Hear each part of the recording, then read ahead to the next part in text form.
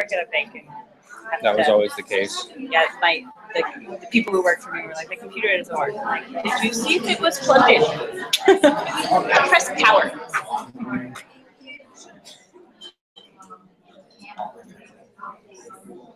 See, you found the person in the know. I just want to make sure. Just we can edit. Yeah. I just want to make sure that this is okay. That fits. That's there. It looks like it's all fitting. Yeah. Can I try something while you do that? Yes. Wow, you really just aren't having any luck. Yeah, I tried. Did I make it too weird? I tried like switching. No, not at all. Yeah. We're just making sure that it's lining up. Okay. So I went there, now- and then I tried just switching to a different network and then switching back. No, I want to go back to networks and I want to switch to. All right, let's do this. USD secure. And hopefully it'll ask me if it's.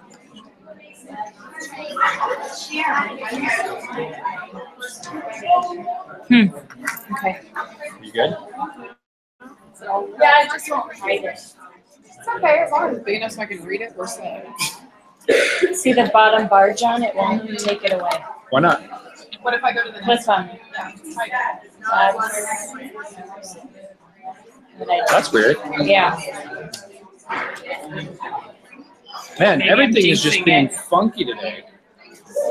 Well, it'll be there, but I don't think it matters, and a lot of them already have it up in the cloud, and they can look on their own little Chromebook or whatever. yay! Or whatever's easy. No, that's not good. These things are such a joke. Those help things. Alright, I can't see it on my end, so you It's see it, not- but I can't see it here, so that's perfect. That's not gonna mess you up? Oh, the Oh no, the bar. bar. Yeah. But the presentations are yes. Do you want to have a remote view just to check? All right, I have no idea. Yeah, it's in my bag right behind me.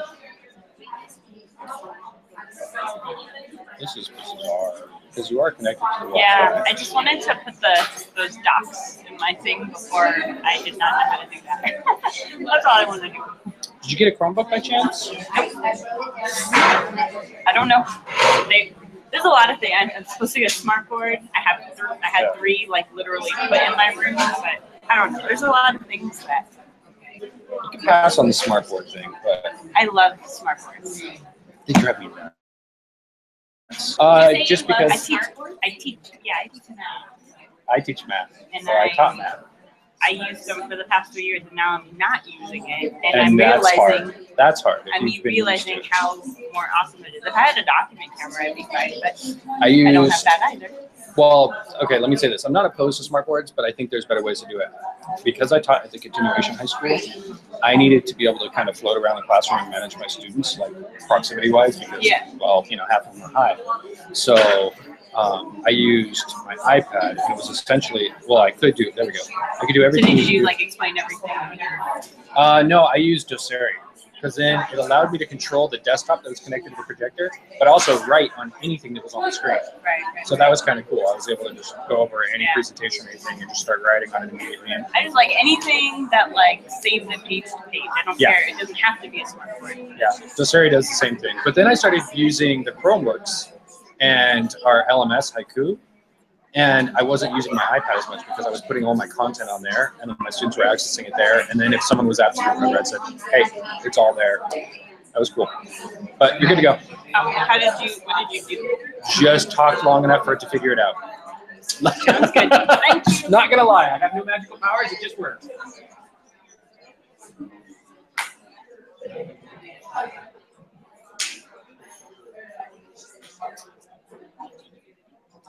I'll see you later.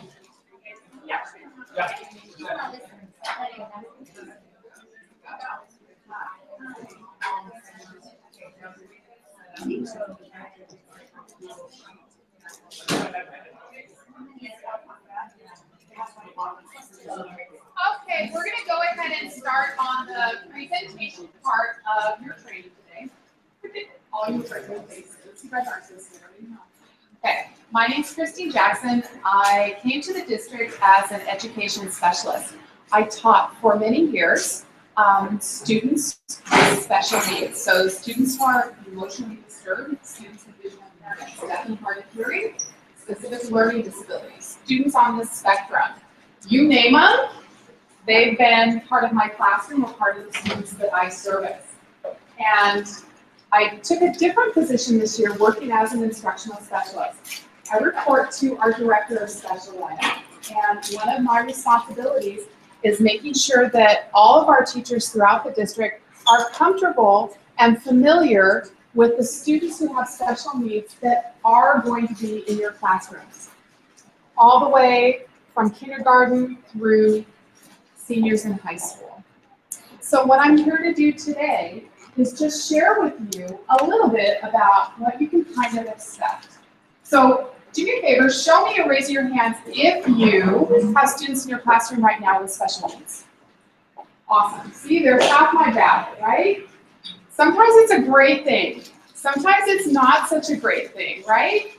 So we're here to talk about some of the things you might see, make you a little bit more comfortable with the process, and kind of talk you through what you can expect here in the district, okay? You will have students with special needs in your classroom because there are more than 6 million children in the United States that receive special education services, whether it's directly in the school or through the private school setting.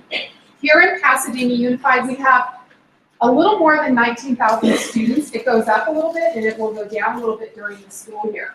Close to 3,000 of those students receive special education services. So we have a high number of students that require additional supports in the classroom. And not only as specialists do we support students in our public schools, here within Pasadena Unified there are 63 private schools we also support. So when you see your ed specialist on campus or your special education teacher, they not only support the students on your campus, they support the students outside of the campus that are in private school settings. So why in the world do we have ed specialists for people like me, right? Well, has anybody ever heard of IDEA? Many of you have, right? It's the Individuals with Disabilities Education Act of 1975. It's been updated several times since then. Okay? And this basically set the standard to ensure that all students are educated. Because truth be known, education is a lot of work, right? It's hard enough to get them to sit in your desk, to all take out the same book at the same time, get them on the right page, and do instruction. But our students with special needs require additional supports. So as a classroom teacher, you are a huge part of the process of educating our students, because without our general education teachers, what would we do? I mean, truthfully, right? There's only a small number of ed specialists, but our general education teachers provide a majority of the support for our students in the classroom. Okay? Most of our students are in general education. Okay? You are often truly the first person that we call to find out about progress, because you spend most of your time, especially in primary, you spend most of your time with our students. Even if they have resource support, you spend most of your time with our students. So, a little bit of history so you can understand the emphasis that some of us have in special ed.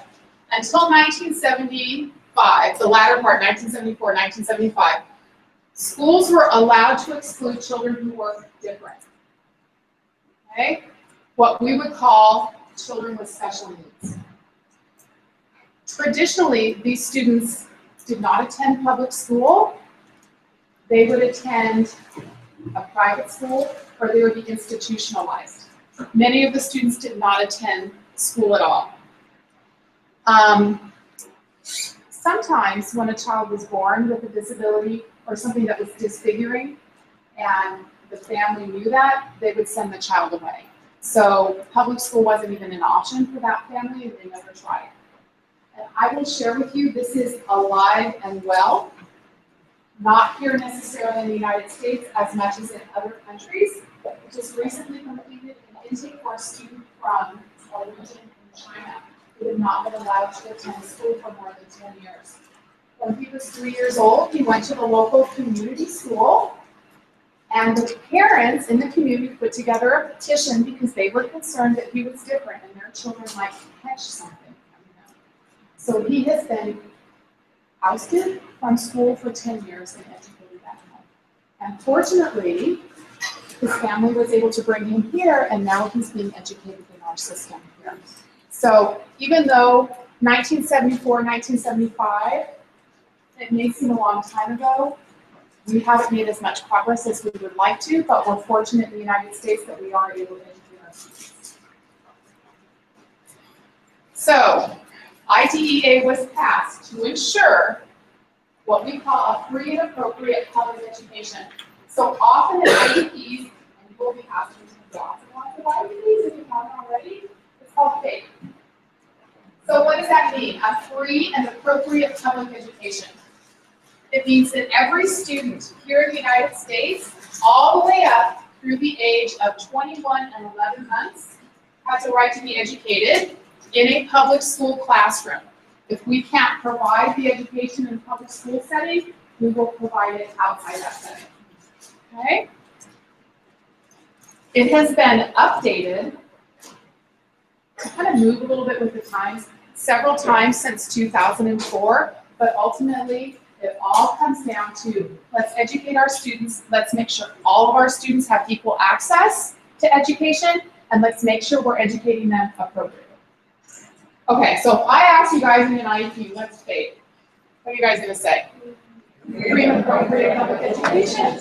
Awesome! Because you may have parents that come to you and say, my child is being denied FAPE, right? But having them there with you, you know they are not being denied their free and appropriate public education. And this is a great opportunity to learn some of our wild acronyms instead, okay? So stop me if I say something that doesn't make sense or if you have questions about it. Because there are like a million acronyms instead, okay? Who are the kids that you're going to see in your classroom? Okay? What does IDEA recognize? There are 13 specific disabilities that are recognized under the umbrella of special education in public school. Okay? Not everybody who goes to a doctor and has something that might be medically wrong with them is going to qualify for special education services. Special education services are specifically designed to help the child make academic progress in the classroom. Okay? These 13 areas are what IDEA recognizes. And when a student goes for an assessment, the school psychologist is looking specifically in these areas. And the way they do it is they literally run a whole battery of tests and they look at all of the options that are out there for the student. And then it's almost like literally going down and matching criteria to criteria. So the first one is autism. Sorry, students with autism, right? Probably a big increase in the number of students with autism that you're going to see in your classroom. Okay?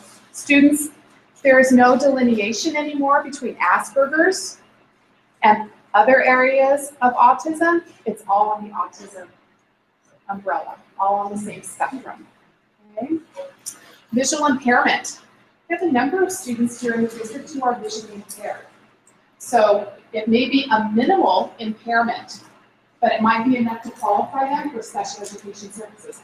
All the way through to the students who are going to walk with their long white canes up and down your hallways. Okay? Deaf and blindness. Okay? Students who are both deaf or hard of hearing and blind.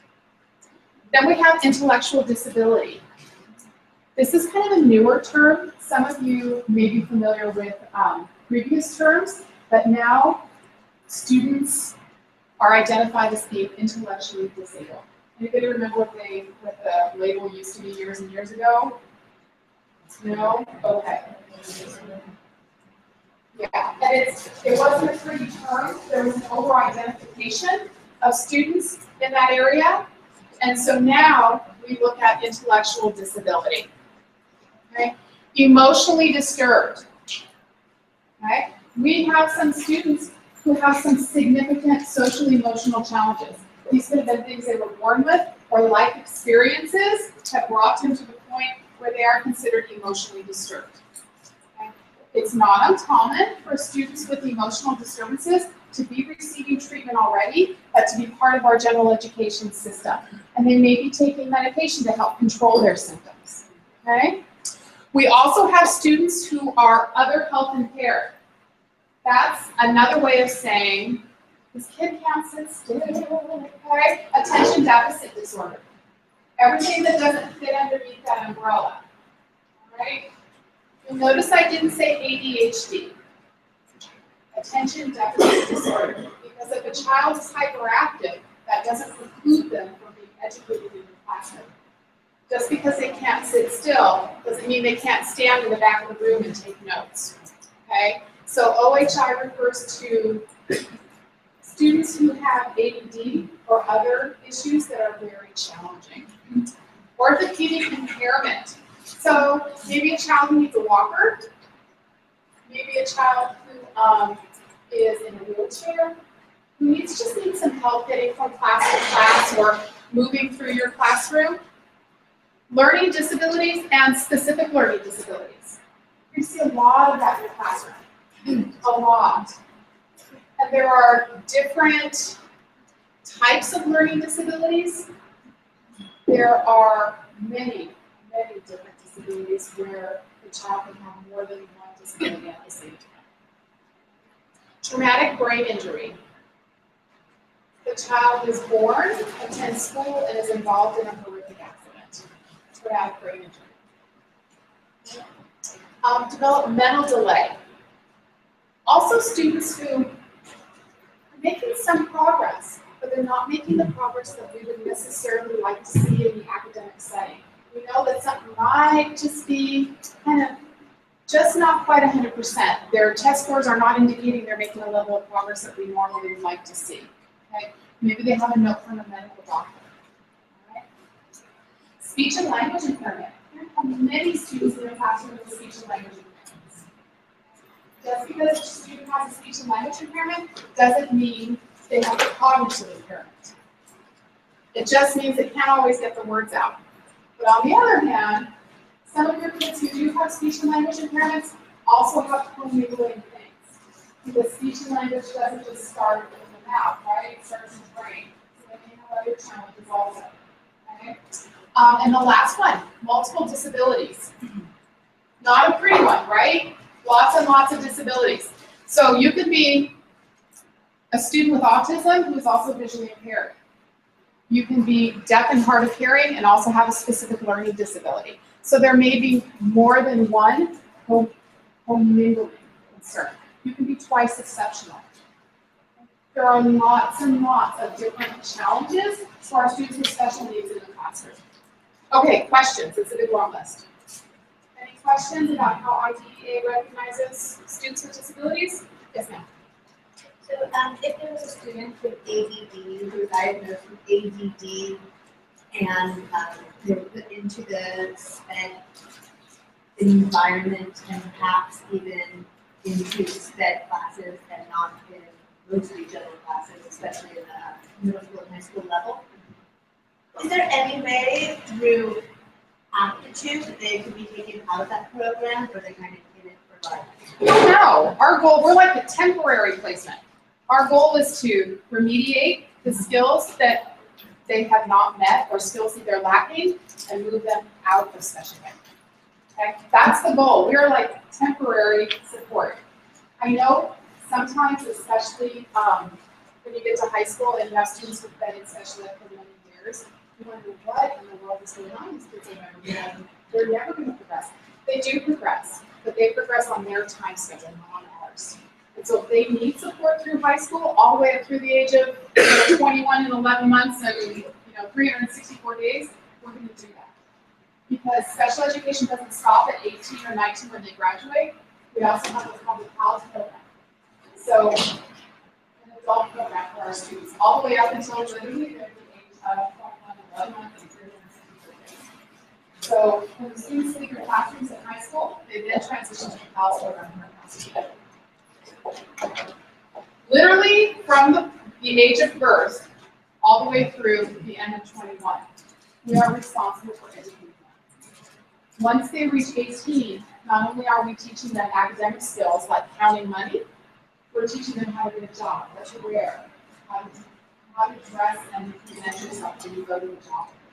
It's all part of adult living skills and adult transition skills. And all of that is addressed in this session.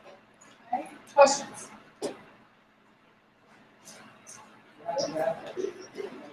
After 21, 11 months and 364 days, because you can't keep them after they're 22. After they're 22, they usually go adult to transitional living. So some of our students, and we have been very lucky, we offer a program through the district here, offered statewide called workability. Many of our students learn job skills and then they transition to that job full time. So what are you going to see here in Pasadena Unified? Because you can go to a lot of different districts and see a different model for special education. Okay? We have in Pasadena Unified what's called specialized academic instruction. What that means is that at the primary level, you may see what used to be called a special day class, where the students would spend most of their day with a teacher who works with students with special needs. Now, on many of our campuses, you may see what's considered specialized academic instruction day class, but some of those students will spend part of their day or some of their day in the general education classroom with a general education teacher. So their whole day is not encapsulated in that classroom. Okay? When you get to secondary, it switches around a little bit. Specialized academic instruction, they will have 4 classes: math, English, science, and history. In those 4 classes, primary emphasis is placed on how the student is achieving.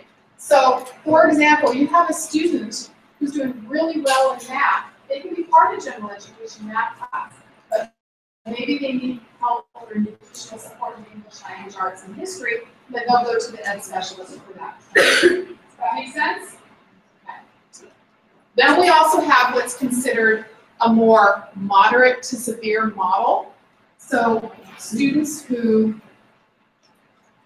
they're really just having a super hard time grasping grade level concepts, they'll be placed in a room with a teacher who's an ed specialist who can work on supporting some of those skills more intensively. Okay? So some of the students that really have trouble speaking for themselves, advocating for themselves, perhaps you're seeing more behavior because they can't express themselves or they have trouble processing the information appropriately. Those may be some of the students for more intensive support. Okay? You're going to see different models throughout the district, but ultimately it is all specialized academic instruction. So when you get an IEP or you see something that says, my student is in specialized academic instruction, they are part of special education. If you see something that says, my student's in the resource program, we technically don't have a resource program anymore. It's all specialized academic instruction based on the number of minutes of support that the student needs. It's whether they receive that support in the general education classroom or they participate in a separate class. Okay, questions? Sure. There's a student that's in need of special education, but parents will not consent to it. Isn't that a piece of law? Well, if the parents won't consent to it, or they will not agree to an assessment. They will not agree. Well, I don't know if the student has been assessed, but you can tell that the student needs special education and the student is sitting because, okay. Not making progress? Yeah, I'll tell you the process. What happens is oftentimes, not often, sometimes we'll have situations like this. And the school will reach out to the family and say, let's look at an SST. Okay? So you work through the SST program, student study team. So what supports can we put in place outside of special ed that are to support the student in my general education classroom. So we work through the SST. Okay? Then our student is still not making progress, and the teachers are like, this kid is getting further and further behind. What do we do? Usually they reach out to the family and they say, we'd like you to consider having your student assessed for special education. Sometimes there's like, it's not my kid, right? And sometimes they're like, please, especially by the time they get to middle school, the parents are saying, please, something's going on, we need our child assessed. But remember, parents have the right to refuse an assessment. If they sign saying you can assess my child, we have 60 days to comply. We have 60 days to complete all the testing, write all the results, review all the results, and meet with the family. If we don't do that within 60 days of that timeline starting, we're out of compliance. So often on your campuses, if you have your special education teacher sending you a million emails, it's because they're under the timeline. Okay? That answer your question? But still, if the parent doesn't have a consent to the assessment, and the student is sitting there with no preference. With what? My question was, isn't that against the law? No, it's not against the law. The parent holds educational rights until the age of 18. However, there are things you can do on your school site. And we can talk about that in a little more detail. Okay. So what are you going to see in this district, possibly in your classroom? Okay. I can't predict tomorrow. I can't predict like 90 days from now what we do in intake and what the student population is going to look like. But in general, all right, you're going to see students with speech and language impairments in your classrooms. You see students on the spectrum. Okay, and when I say on the spectrum, I mean students with autism. See lots and lots of specific learning disabilities. You're going to see emotionally disturbed children, all the way from kindergarten, all the way through high school. You're going to see OHIs. Remember, that's another way of saying, my kid can't sit still. Okay? You're going to see visually impaired students in your classroom. You're going to see deaf and hard of hearing students in your classroom. Often, our deaf and hard of hearing students, you may not even know they're deaf and hard of hearing. They'll have an FM amplification device. They may have a small hearing aid that's in their ear. You may not even know it's there until you get the accommodations for that student. Okay? How many of you are seeing any of these things in your classroom right now? I'm preaching to the choir right now, right? Yeah. Truly, this is a test of your teaching ability, your patience as a teacher, and your ultimate commitment to the teaching profession when you have students with disabilities in your classroom, because it truly tests your skills as a teacher. It really makes you think about what you can put in place to be successful. And it's not easy. It's not easy. Okay. If I have a student with autism in my class, what does that mean exactly? So, students with autism, they like their routines. Anybody have students with autism and you try and change up their routine? What's their reaction? Are they good about it? Well, I was in his too detailed profile. My students didn't respond to changes in routines so much. You got it. Other kinds of issues like tics, anxiety, Sure. perhaps, or things, and he also he has a lot of other physical issues like chronic fatigue. Sure. Because it's never just one, I shouldn't say never just one thing, but there's so many different things that compound for our students with disabilities. So in general, when you see students in your classroom who are on the spectrum, they like things in specific order. They know when that bell rings where everybody's supposed to be. They may not always be there themselves, but they know where everybody else is supposed to be. They know the routine. You may see some repetitive behaviors. You may see kids that like to do the same activity over and over and over again. These may be. You're going to see specific learning disabilities. Can they see it and process it? Can they hear it and process it? Sometimes no. Okay, so everything you write on the whiteboard, everything you show them in a movie, they may not be processing any of that information. They may be only processing some of that information. Are they listening to you? Are they truly listening to you and just ignoring you? Or are they listening to you and having trouble processing the information? Are they seeing the information and hearing you say it and disregarding all the information? The student may be one of our students with auditory processing challenges, specific learning disabilities.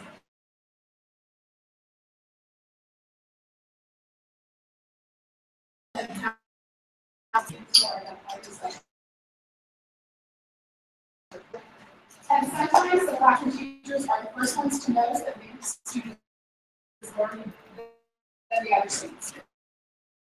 And it's always challenging to determine what this specific learning disability is, but that's what we leave up to the school psychologists. We just work with what they find for us. Uh-oh, I think she moved my clicker. Here we go. How are you going to know? Let's see. Oh, here we go. I didn't want to skip emotionally disturbed. Look over at Sally. Sally is one of our instructional specialists. We wanted you guys to see her face. And she smiled when I said this because she spent many years here working on this campus with the emotionally disturbed population. You will have students that are emotionally disturbed all the way from your preschoolers and kindergartners up to the time that they graduate. And again, this may be life circumstances. Many of our foster youth, not all of our foster youth, but many of our foster youth who had a rocky start. Okay? Children who are born to drug-dependent parents. Maybe they're homeless. We have a significant population here in the district who doesn't know if they're going to get to sleep that night in their own home or if they're going to have to find another place to sleep. Students who go without food. Okay? Some of the results of that are emotionally disturbed students. OHIs. Okay. I've had students with cancer. I've had students who have to leave class for extended periods of time for chemo treatment. Students with diabetes. Students with junior diabetes.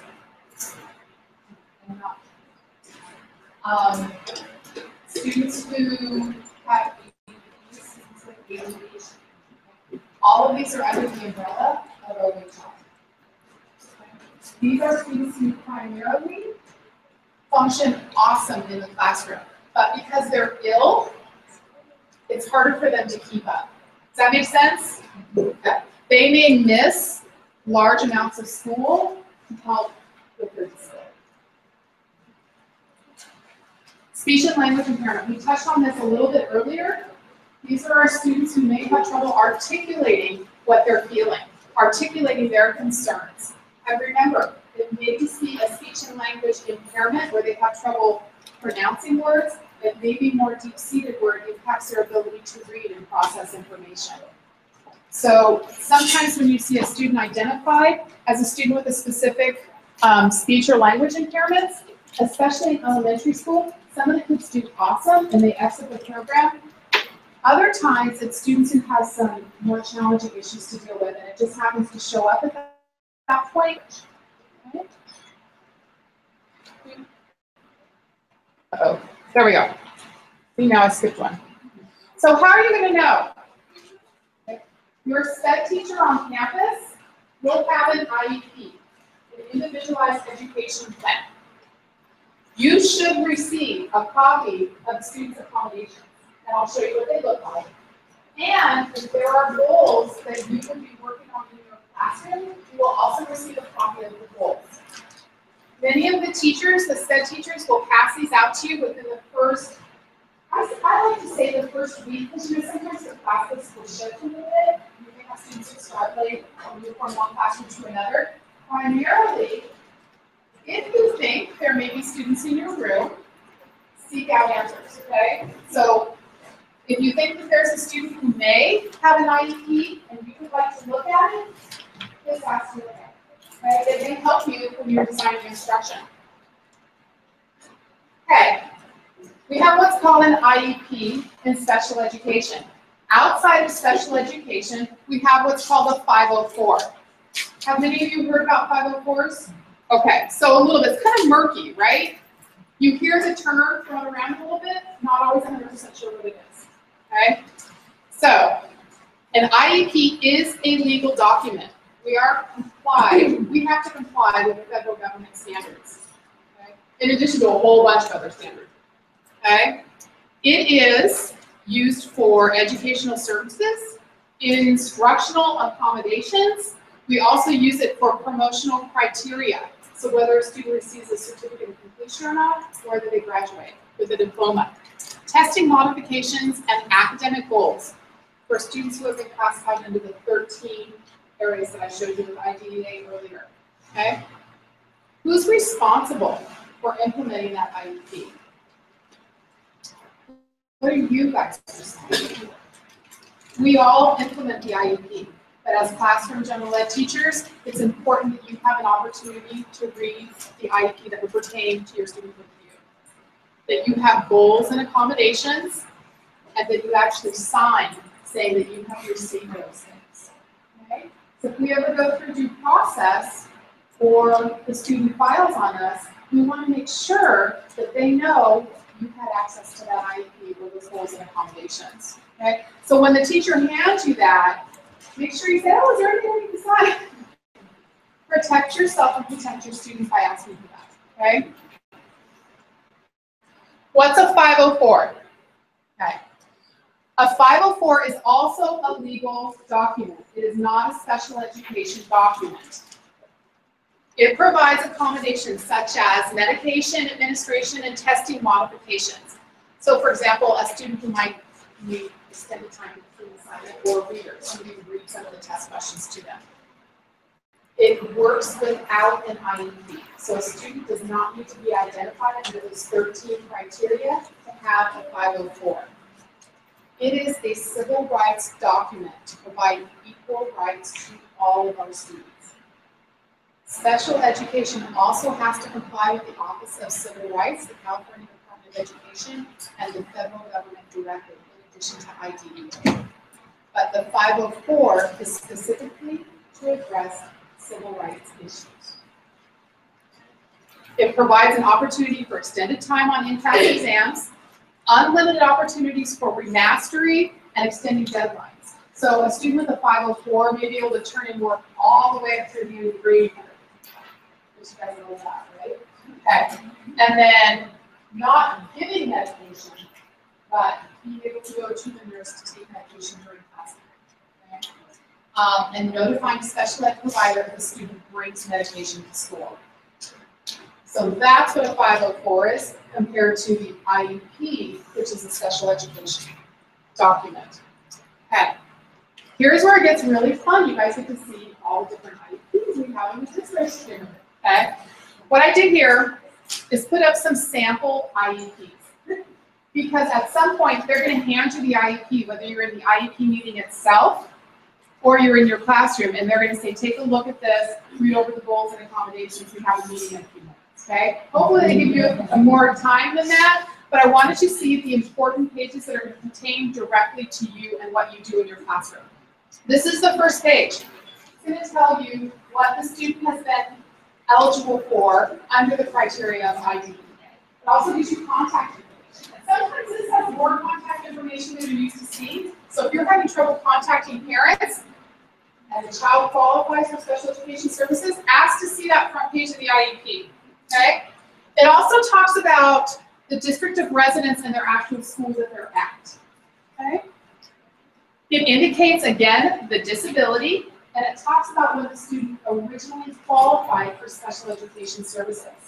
For some of the primary students, they may not qualify for our secondary students, you may see IEPs that have been implemented for 6 years, 7 years. This is an important page that you're going to see in your IEP meetings, and they will discuss this. What are the present levels of function? This is the page we pester you guys about, okay? This is the page we send you emails about saying, how's progress in class? Do you have some work samples we can show?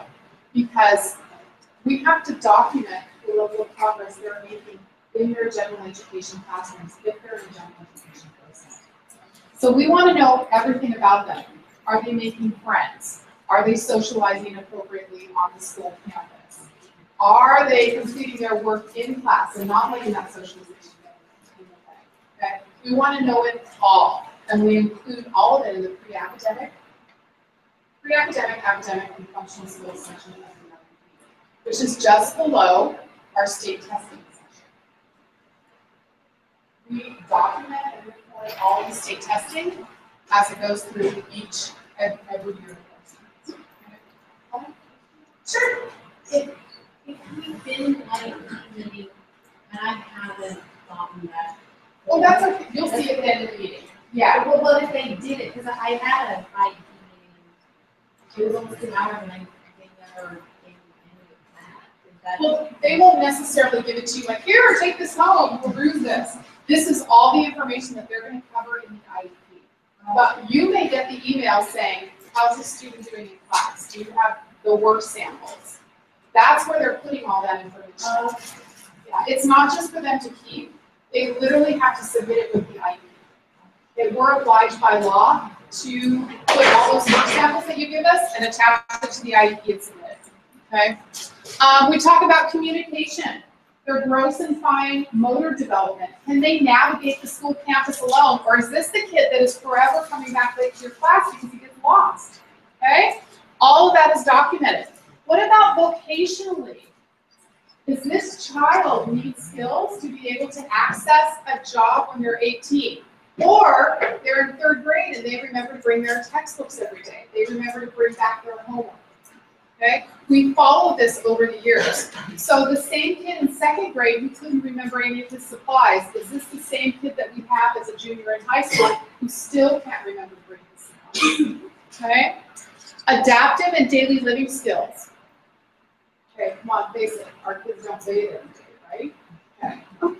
We have a document to track that, okay? So if we have students perhaps that struggle with independent living, okay, and I'm talking outside of their facility, with bathing, with finding clothing, with having clean clothes, with having deodorant, with knowing how to use something like deodorant.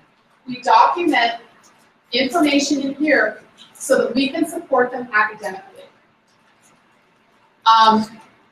Oftentimes, if there are students who have been removed from the home, it has been documented that perhaps there was some neglect in an area, and it might be reflected in this area of the IEP. And that helps us address those areas of concern. Because if we know a student is self-conscious about wearing the same shirt every day for 5 days, you bet I'm going to have a closet in my classroom that has about 6 or 7 different shirts for that kid to choose from. Okay? That's how we get them to access. That information is contained in here. Then we also have a health section. It's a little bit covered on the bottom, but the health section covers the medication the student may be taking. For some of our students who are heavily medicated, it's a big long list of medications and the dosage for each of the students. It's important for you guys to have that. If you suspect that one of your students with special needs, maybe they have their great in the day, in the early morning, and then they just drop that down. Maybe it has something to do with the medication surgery. So ask for access to see that if you believe it's pertinent to how you're educating the student in the classroom. Okay? Questions about any of this? Yes, ma'am. I don't know if this is too specific for my kids, but I have a girl that she has an IEP in math, but she's very, very low, and she either gets pulled out or the teacher comes in every month. And when I do an assessment, it's usually with help, so I don't know how to figure out if she's making progress because the tests are with help. What's her using? 3rd. Well, we think that's okay. She's accessing material, right? Right. So I don't have to like document her progress because she's doing great because With getting prompting, right? with help. Prompting and assistance. Right, So just the prompting strategy. and assistance. Right. Yeah, definitely. You guys hear that question? Okay. Always document. Like she has a student who requires assistance to complete some of the work. Document it. Okay? That's going to help us when we write the IEP. We don't know a lot of these things unless we're with the student all day. And if we're providing specialized academic instruction when we go into your classroom, we're only going to see that student for what? 3 times a week, 30 minutes? Okay? 4 times a week, 30 minutes for a pop. So let us know so we can include these things.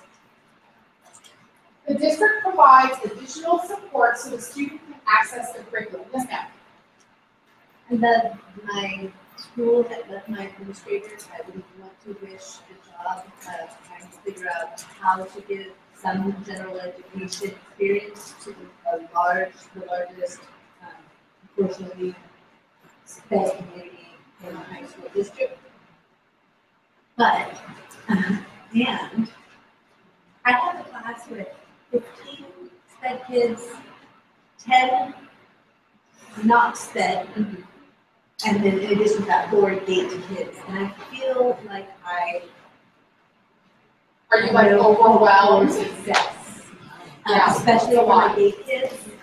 And I mean, I can't do 15. I'm surely, Right. I know that many of the accommodations may be similar across the board, but I can't differentiate. I can't write 16 lesson plans for one class. Right, but you can scaffold instructions. I can, and I can. However, so this is the only class. This is a great training ground, right? This is like baptism by fire. Right, and this Yeah. is the second year in a row that I have gotten this wonderful baptism. And I just want to get better at not only providing the correct accommodation and the best education possible to the SPED kids, but I also want to acknowledge the kids that are not special ed. I don't want them to be like, So like your gate kids. my gate kids and my not SPED kids, my in between. SPED So there is nothing wrong when you scaffold instruction for your students who have the ability to write a 3-paragraph essay, for them to write a 3-paragraph essay. Right. When you're scaffolding instruction for your students who possibly cannot do that yet, they're still learning the skills to do that. I teach Spanish, so But you're teaching verbs, nouns. You're teaching the whole thing. They can write a paragraph in Spanish for you. They can write a sentence in Spanish for you. They can use a word bank to select the appropriate words. Okay? So there is a way. They don't all need to be graded on the same criteria. Well, that's good. I'm just doing 16 different rubrics. Not You don't need to do rubrics. Remember, you're scaffolding instruction to these students. So if the student has the accommodation and they allow a scribe to help them write it, are you going to take off points because somebody else helped them write it? Or is the grading criteria the same? Well, the grading criteria would, I don't have that situation. Thank goodness, right? Thank goodness, What I right? do have is, so several meet, so we're also trying to really give all of the SPED kids a great socialization. Absolutely. And that may be the biggest component of your classroom. And that's great, but when it comes to assessment for their grade, I can do they are, I can do, and It's I'm hard. the one they call into all the time. So you know what, we have an IEP program already, right? Okay. So I know, like, specifically from the issue is how you take 10 kids out of class without it being totally obvious that you're taking the SPED, like 10 or 15 SPED kids out of class. So how do you give, Why would you take 10 or 15 SPED? because part of their accommodations is being able to test separately. So would you not allow that to other students in your class? That's, You see what I'm saying? You don't have to. yeah, I absolutely would not. If I have a gate kid who's like, can I take my test in the classroom? No, you can't. Take your test right here. Of course you can take it right here. Okay, 15. Take your test in the class that you're taking. Right. But some of the kids have the accommodation that they are outside testing. Others are allowed oral assessment and trying not to.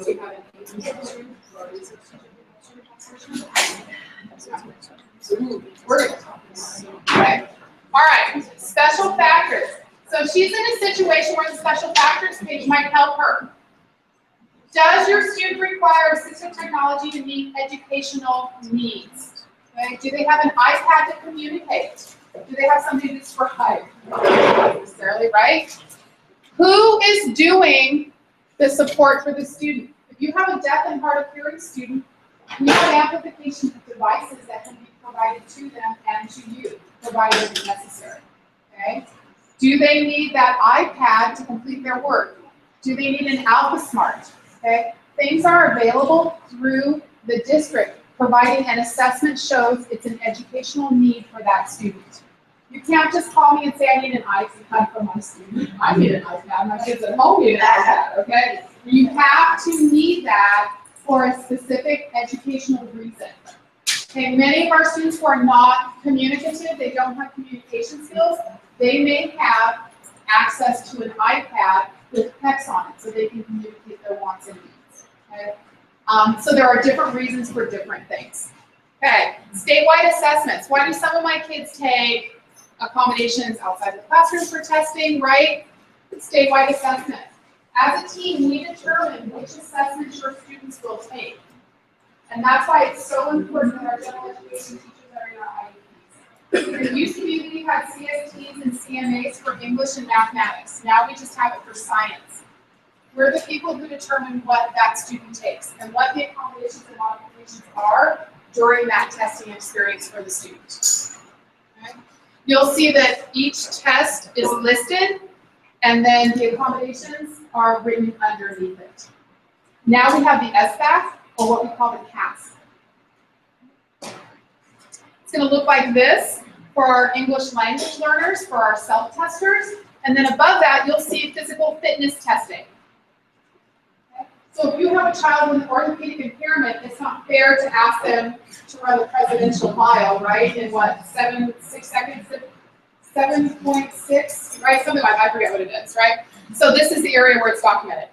And we also look at the KC. You know, for some of you, you may be familiar with the KC for high school. Our students have a number of opportunities to take it. Currently, we are still doing the KC. It's pending, huh? It's pending. It's pending, but when you do an IEP, it's still in there. Because what happens if the court reverses its decision? And then we have 3,000 kids in the district, we have to hold IEPs. Okay? Goals, here's your pages. Okay? What does the student need to learn to do in the academic setting? This is what it's going to look like. And for primary grades, you're going to have short-term objectives, a minimum of 3 underneath. Okay? This is why it's so important for you to communicate regularly with your SPED teacher, because you can be a big part of helping to develop these goals. If they know, we truly look at the state standard and we look at Common Core. And we pull goals from what the state standards are. However, if we know that maybe in math, you're not going to get to algebraic equations until the end of the school year, but we write an algebraic equations goal for that student, that necessitates us and you working with that student for a full year on algebraic equations. So that's why it's really important for you to communicate regularly with your students' case study. Okay? This is a reading and decoding one. Many of you will see reading and decoding, especially in early elementary. Services. So this is kind of the magic page that everybody wants to see. How many minutes of services the child is supposed to be receiving? Okay? It's all up to the team. So when you're in the IEP and they discuss how many minutes the student should be receiving, this is where it's all determined, and this is where it's written down. This is a list of the services that the student's going to be receiving. This child is receiving specialized academic instruction twice a week for 60 minutes. Okay? They're also receiving speech and language support. And that's going to be for 200 minutes a year. So they break that down weekly. Then, as a student who requires special education support, if their percentage of support is greater than 50%, and then there are some circumstances where that's even kind of foggy or hazy, they also will qualify for what's called extended school year at no cost to the family. And that's for 24 days during the school. We also provide transportation. It's district-wide. So the student needs to be recommended for that, and it needs to be determined. The student would suffer significant regression of their skills over the summer break. And I'm talking significant regression of their skills. We have students who have a hard time remembering information over a 24-hour period. If that's a student that you know about, that's a student who's going to benefit from extended school year. Okay? FAPE. This is the FAPE page in the IEP. Free and appropriate public education in the least restrictive environment. That means I can't take a student that's in general education placement and decide that they need full day moderate severe placement.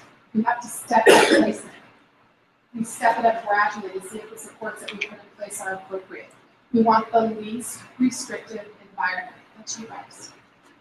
You guys are the least restrictive environment. I'm a level of support.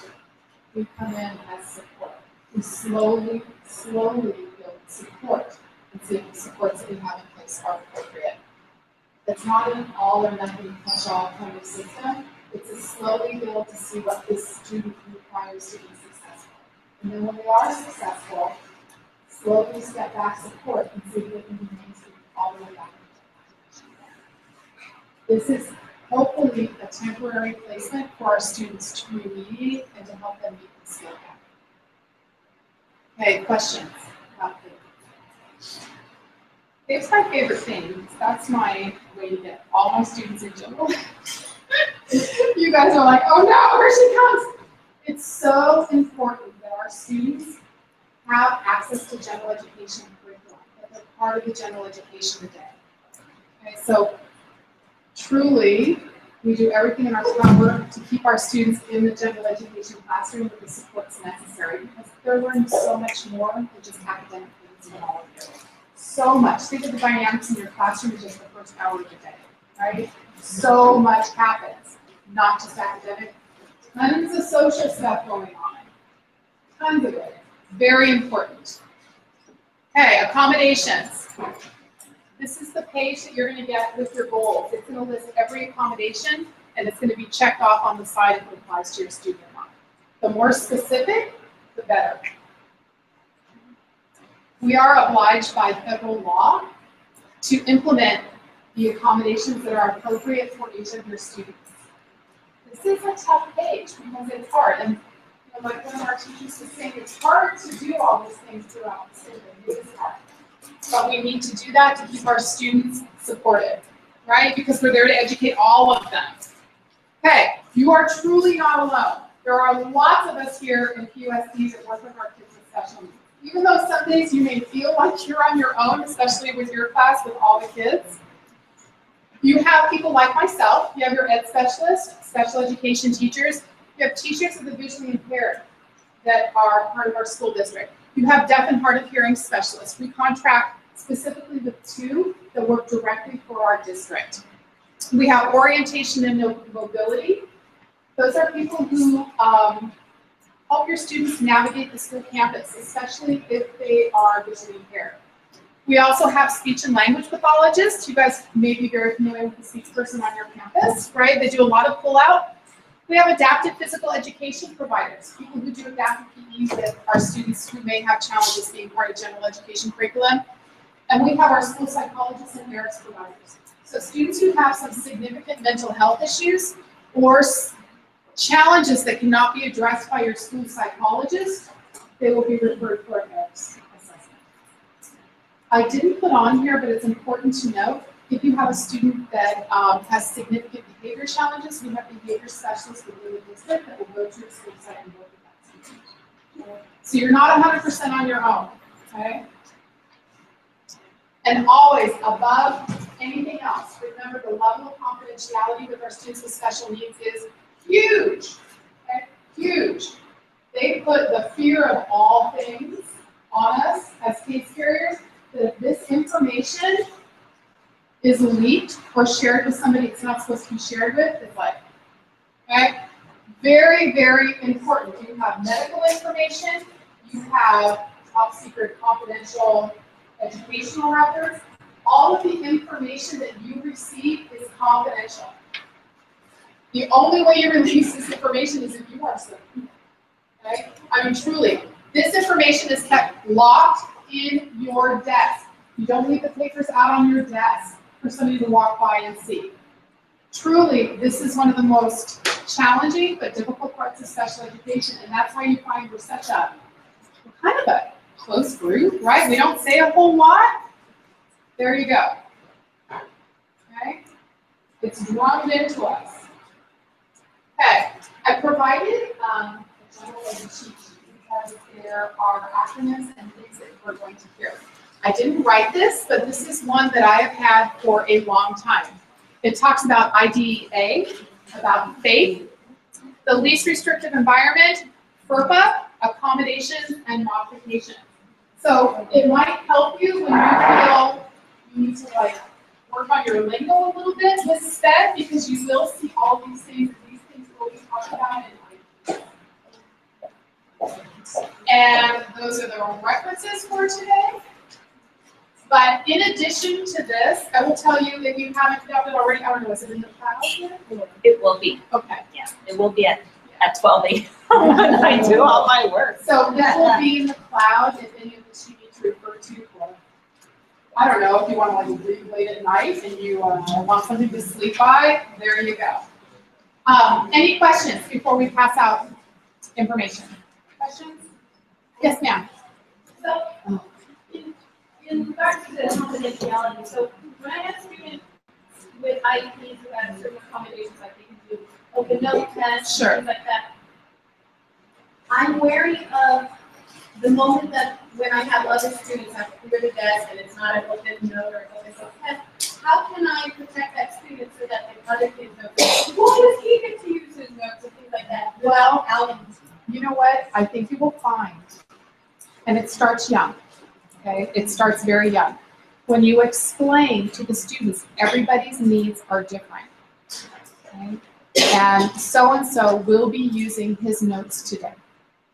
If you say it just like that and you do it young, it's not something you hide from or you feel like you have to explain, it's just how it is. And by the time you get to middle school and high school, many of the students in general education know the students that have been receiving or need additional support. It becomes part of just what and how the environment is structured for them.